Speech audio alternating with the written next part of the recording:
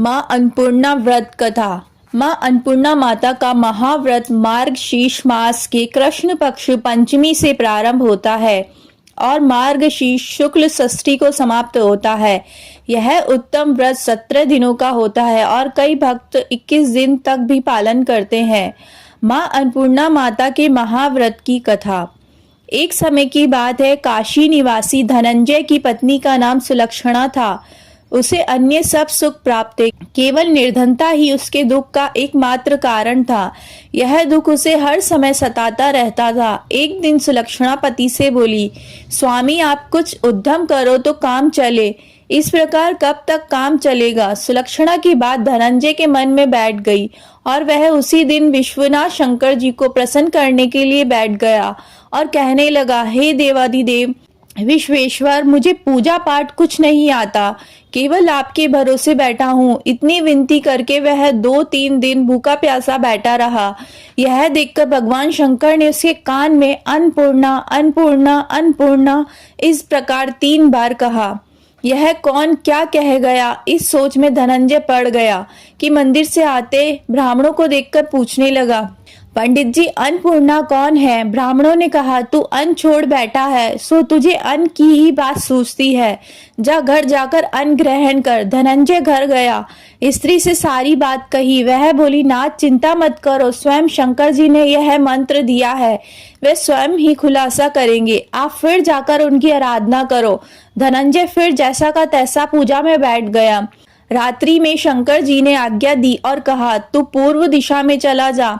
वह अन्नपूर्णा का नाम जपता जाता और रास्ते में फल खाता, झरनों का पानी पीता जाता। इस प्रकार कितने ही दिनों तक चलता गया। वहां उसे चांदी सी चमकती वन की शोभा देखने में आई, सुंदर सरोवर देखने में, या उसके किनारे कितनी ही अप्सराएं झुंड बनाए बैठी थी। एक कथा सुनती और सब मिलकर माँ अन्नपूर्णा इस प्रकार बार बार कहती थी।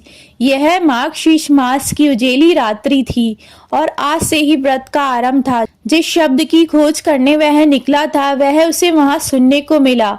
धनंजय ने उसके पास जाकर पूछा, हे देवियों आप ये क्या करती हो? उन सब ने कहा, हम सब माँ अन्नपूर्णा का व्रत करती हैं। धनंजय ने पूछा, व्रत पूजा करने से क्या होता है? यह किसी ने किया भी है? इसे कब किया जाए? कैसा व्रत है और कैसी विधि है? मुझे भी यह विस्तार से बतलाओ। वह कहने लगी, इस व्रत को सब कोई कर सकते हैं। 21 दिन के लिए 21 गांठ का सूत लेना चाहिए। 21 दिन यदि न बने तो एक दिन उपवास करे। यदि वह भी न बने तो केवल कथा सुनकर प्रसाद ले।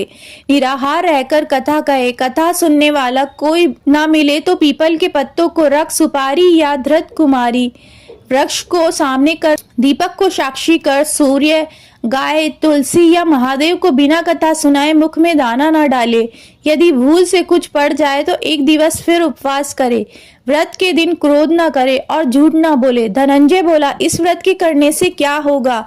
वे कहने लगी, इसके करने से अंधों को नेत्र मिले, लूलों को हाथ मिले, निर्धन के घर धन आए, बांझ को संतान मिले, मूर्ख को विद्या आए, और जो भी जिस कामना से व्रत करे माँ उसकी इच्छा पूरी करती है। वह कहने लगा, बहनों मेरे पास भी धन नहीं है, विद्या नहीं है, कुछ भी तो नहीं है। मैं तो दुखिया ब्राह्मण हूँ, मुझे इस व्रत का सूत दोगी? हाँ भाई, तेरे कल्याण हो, हम तुम्हें अवश्य देंगी। ले इस व्रत का मंगलसूत्र ले। धनंजय ने व्रत किया। व्रत पूरा हुआ तभी सरोवर में से 21 खंड की सुवर्ण सीढ़ी हीरा मोती जड़ी हुई प्रकट हुई। धनंजय जय अन्नपूर्णा अन्नपूर्णा कहता जाता था। इस प्रकार कितनी ही सीढ़ियां उतर गया तो क्या देखता है कि करोड़ों सूर्य से प्रकाशमान अन्नपूर्णा का मंदिर है। उसके सामने स्वर्ण सिंहासन पर माता अन्नपूर्णा विराजमान है। सामने भिक्षा हेतु शंकर भगवान खड़े हैं। देवांगना चंवर डुलाती है, कितनी ही हथियार बांधे पहरा देती है। धनंजय दौड़कर जगदम्बा के चरणों में गिर गया। देवी उसके मन का क्लेश जान गई। धनंजय कहने लगा, माता आप तो अंतर्यामिनी हो, आपको अपनी दशा क्या बताऊं? माता बोली, मेरा व्रत किया है, जा संसार तेरा सत्कार करेगा। माता ने धनंजय की जीवा पर बीज मंत्र लिख दिया।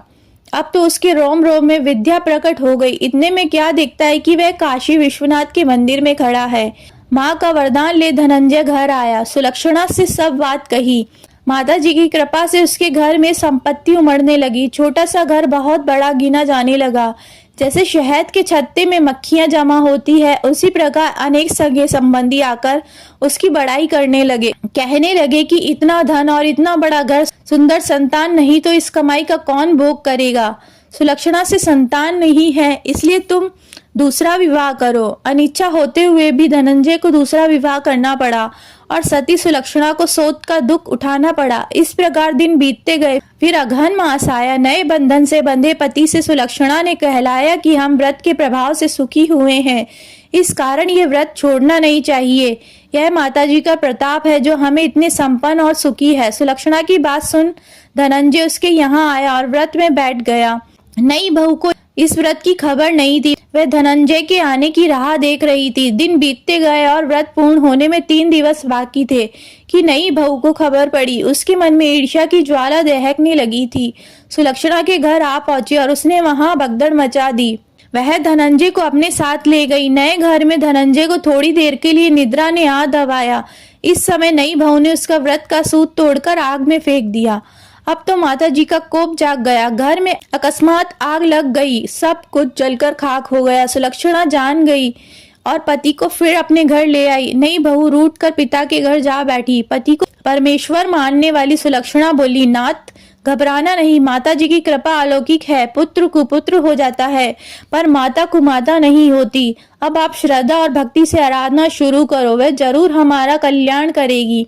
धनंजय फिर माता के पीछे पड़ गया। फिर वही सरोवर सीढ़ी प्रकट हुई, उसमें माँ अन्नपूर्णा कहकर वह उतर गया। वहां जा माता जी के चरणों में रुदन करने लगा। माता प्रसन्न हो बोली, यह मेरी स्वर्ण की मूर्ति ले, उसकी पूजा करना, तू फिर सुखी हो जाएगा। जा, तुझे मेरा आशीर्वाद है।